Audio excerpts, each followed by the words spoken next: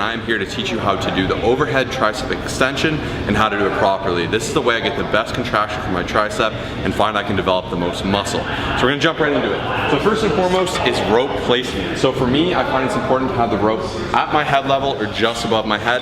If it's too low, it's gonna be awkward and you're gonna be forced to go up. Some people do this variation. You can see my business partner Kyle doing here. I find this doesn't get as good of a contraction. My elbows really flare out and I'm not able to hit the long head of my tricep as well. So I like this position just above my head. I'm about 6'1", 6'2". I like it right at the top. The goal for this is I'm not necessarily going up or down. I want it to be pushing out in this motion, really to work that tricep. So now a big portion of it is how to get it off with the weight being heavy. You're gonna wanna grab two hands, thumbs up, put your butt tight to this wall here or this metal thing, and then from here I push off, and you can say I'm pushing my abs here to do it safely. Pushing my abs, elbows to my head. Now, I want my elbows as close as I can. The more they flare out, the less tricep I'm gonna be getting, okay? So as close as you can. Now, like I said, you'll see some people do this. I'm not getting a great contraction. So the trick is to drop your chest, drop everything down from the arm, the head comes down, and extend from that tricep. Woo!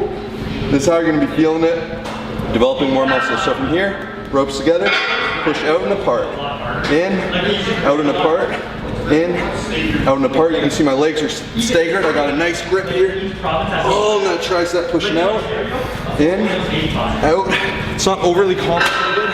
It's just super important. You're really getting that contraction all the way through in that twist, working that tricep, making sure you're getting that whole horseshoe involved. So first thing first, basically it's the way you set up. A lot of times people say you should have both feet together, but I find, especially when you're trying to load up on weight and you're trying to do this exercise, no matter how strong your core is, it's really hard to get a proper contraction. So we're doing 4 sets of 8 to 12 reps here, and we like to leverage forward on one foot, okay? So you don't want to just use one foot throughout. So for the first set, we're going to lean forward, and then the second set, we're going to get a nice little stance here, and this is the best way to train the triceps. Number 2 is range of motion. So a lot of times people will probably toss this down as far as they can go, and then they'll just do one of these bad boys and just go like this, okay? You're really not gonna be doing much for your triceps, especially this is more of an isolation exercise for the long head of the triceps.